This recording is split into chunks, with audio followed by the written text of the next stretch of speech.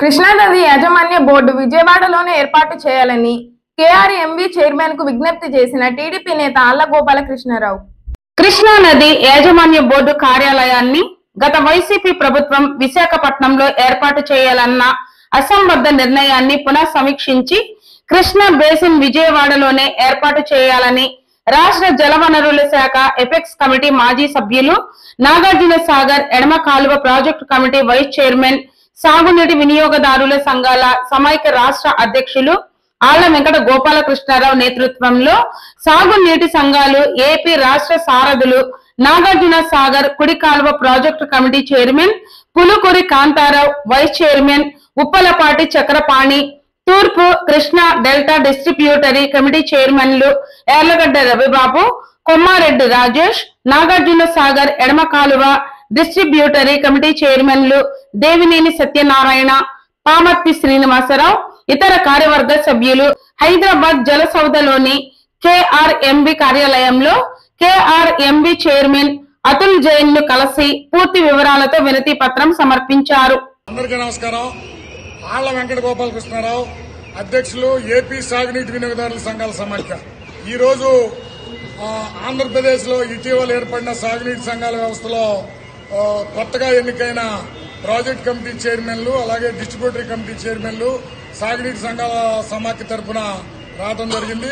దీంట్లో ముఖ్యంగా Nagarjuna Sagar right canal project committee chairman Pulukuri Kantharao, vice chairman Uppalapati Chakrapani గారు, అట్లాగే కృష్ణా డెల్టాకి సంబంధించి డీసీ చైర్మన్లు యార్లగడ్డ రవిబాబు, కొమ్మారెడ్డి రాజేష్, అట్లాగే ఎడమ కాలువకు సంబంధించి పామర్తి శ్రీనివాసరావు, దేవినేని సత్యనారాయణ అందరూ పాల్గొనడం జరిగింది.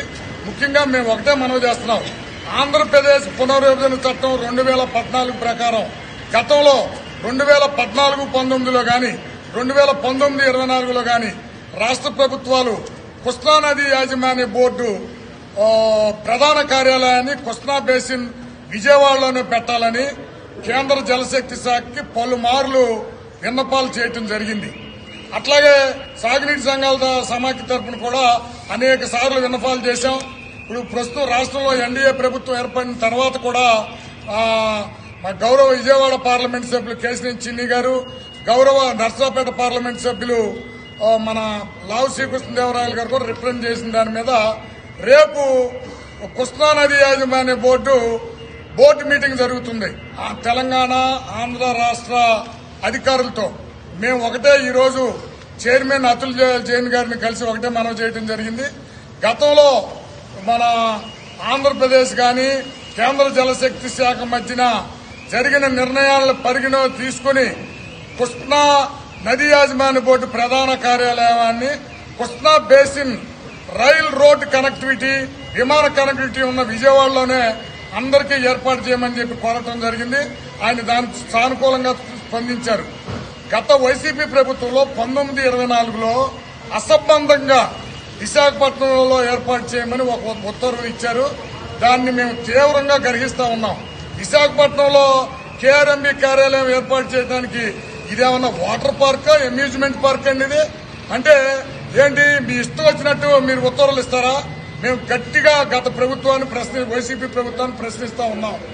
నాగార్జున సాగర్ కి 600 కిలోమీటర్ల దూరంలో విశాఖపట్నం ఉంది.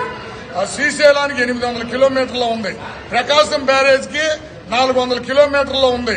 కృష్ణా బేసిన్ దాటి, గోదావరి బేసిన్ దాటి విశాఖపట్నంలోనా? ఎట్టి పరిస్థితుల్లో దీన్ని అంగీకరించే ప్రసక్తి లేదు. ఇది ఎట్టి పరిస్థితుల్లో విజయవాడలోనే ఏర్పాటు చేయాలనేది యావత్ ఆంధ్రప్రదేశ్ ఆయకట్టుదారులు, రైతాంగం తరఫున సాగునీటి సంఘాల ప్రతి